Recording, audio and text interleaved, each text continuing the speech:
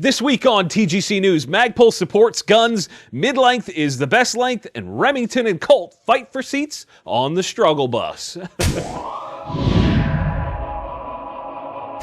TacPack offers some of the highest quality firearms, EDC, and survival gear in a monthly package shipped right to your door. One month could be heavily focused on gun parts, the next on some sweet survival gear. They're always mixing it up and sending out stuff you will actually use. You now have 3 options for free items from them. Using TGC TQ will get you a free tourniquet, TGC Knife will get you a folding knife, and TGC Tool will get you a sweet pocket-sized multi-tool. To get your free item, punch in those codes over at TacPack.com.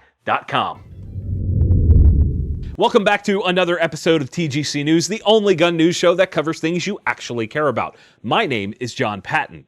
Our first story this week is about Magpul. If you have no idea who they are, you should probably crawl out from under the Jupiter-sized rock that you live under. They are the top dog when it comes to AR accessories, and at NRAM they released another new product set to further reinforce that position.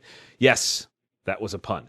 Say hello to the Magpul Bipod. I know some of you may be kind of raising an eyebrow a little, kind of wondering what Magpul is doing making a bipod. Well, think of it like this. Precision shooting is a strong category these days. They've already invested a lot with the addition of their chassis and a few other products in recent years to cater to that market. This is a natural expansion of that. The way this was explained to me is that it's a blend of features from bipod gold standards like the Harris, which is typically priced under $100, and the Atlas, which is typically priced over $200.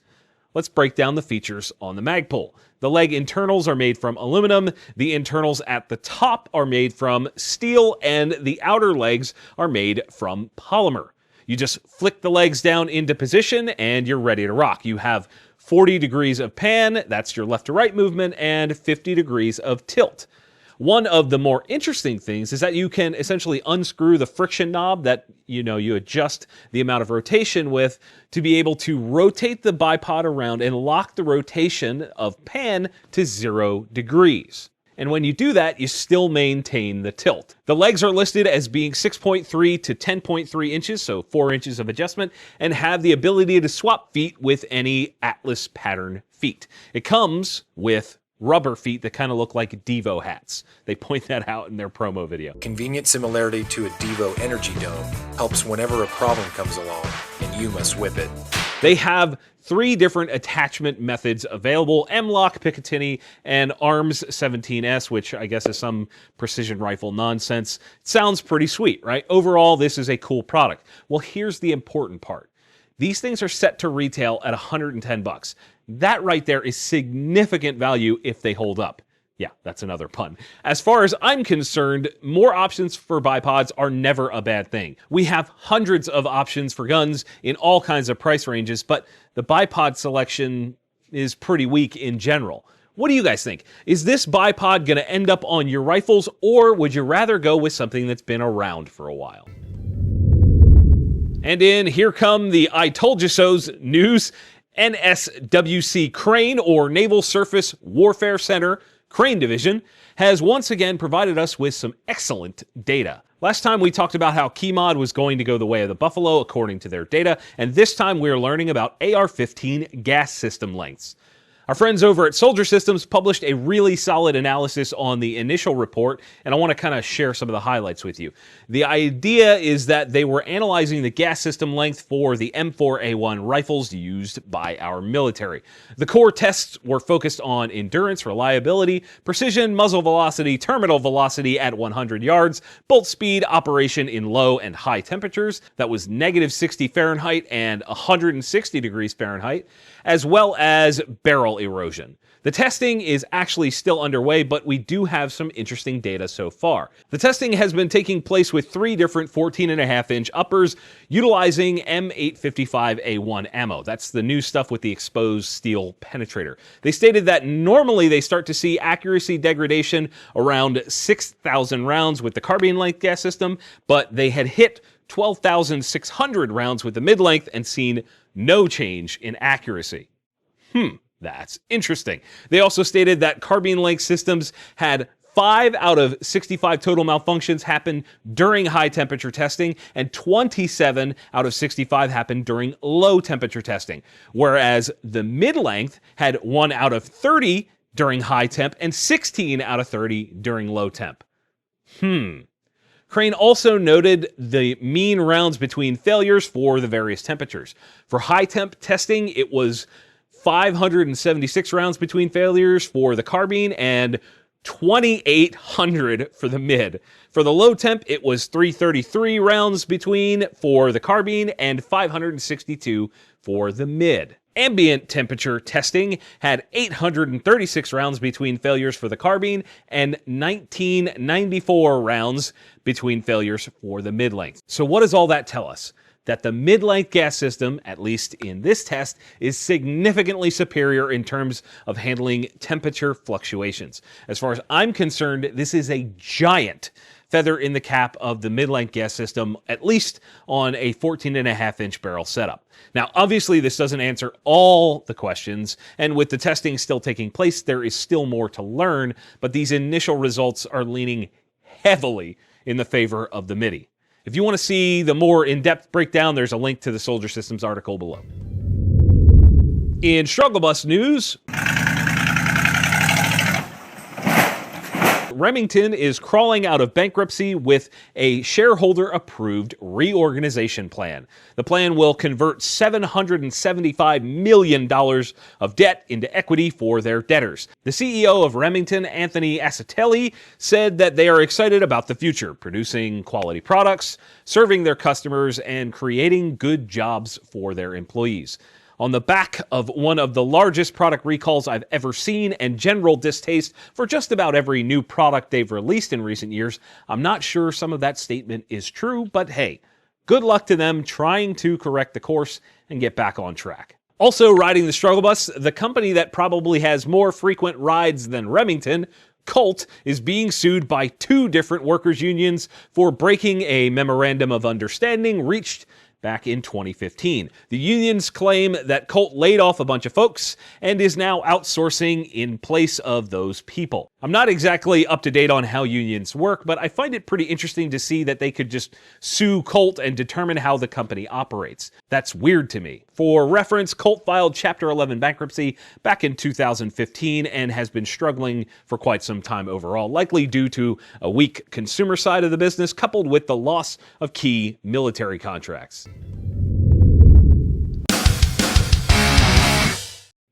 Our Guntuber of the week is someone I've been subscribed to for a long time. Not for fancy video production or super in-depth gun reviews, but sheerly for the amount of good, real-world information that this guy shares.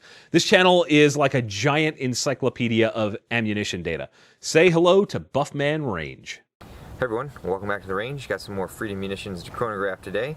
Our Pro Chrono Digital 10 to 12 feet. Up first is our little Sig Sauer P938. Has the 3-inch barrel. 872. 870. 896. So if you're definitely looking for something subsonic, this will take the cake. Hey everyone, welcome back to the range. Got some ammunition chronograph today. You know that's what I like to do best.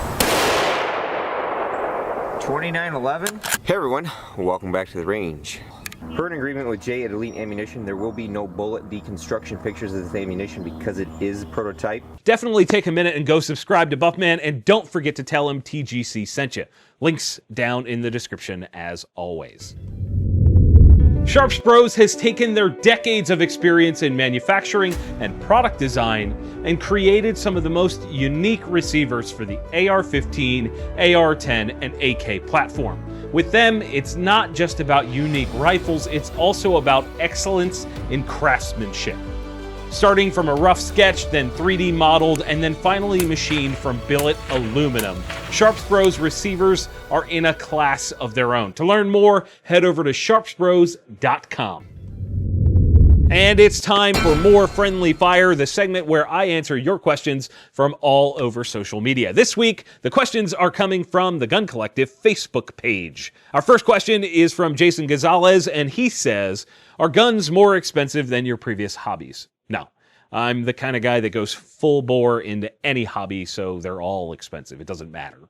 I'm going to spend a ton of money anyway. Kevin Gornicki says, when is a company going to start making a new 30-30 bolt action? Well, first off, I've never seen a bolt action 30-30, which generally means that they were really rare to begin with and probably didn't sell super well when they were offered. 30-30 as a cartridge doesn't really provide any benefits over other current offerings like 308 and 300 Blackout, so I don't think it'll ever come back as a thing, but who knows. And last but not least, Justin Mosiello says, why do people buy a $600 to $700 gun and then stick it in a $10 holster or not take the time to get educated on firearms in general? That is a great question. I think this is all about psychology and human behavior. For a lot of folks, guns are nothing more than a possession. They don't file it under tools in their brain or something that can protect them in their brain. It's just something cool that they have that they play with from time to time. They also don't value accessories as part of the equation. It's the same reason people might buy a car that recommends premium fuel and feed it a steady diet of 87 octane. The possession of the object means more than the proficiency of use with that object. Humans are really weird creatures, and I think that topic of value in someone's brain goes way deeper than I just talked about, but that is a great question. I love thinking about the psychology of things and why people do the things they do. When we understand why, we can start to understand how to change things, right? My friendly fire question to you guys this week: why do you watch The Gun Collective? I'm intentionally leaving that pretty broad. And hey, if you want your question answered right here on TGC News, send it to me over on theguncollective.com. And that is it for this week's show, guys. If you didn't like it, hit that button. If you did, hit like, get subscribed, and consider supporting us via the links in the video description below. We have an Amazon affiliate store, as well as links to purchase cool shirts just like this one. And of course, links to find us all over your favorite social media platforms. As always, thank you all for watching. We'll see you soon. The shirts worn in today's video on The Gun Collective have been provided by Patriot Patch. Closed captions have also been brought to you by Patriot Patch Company. Be sure to click the link in the video description to check out all of their great products, including their cleaning mats.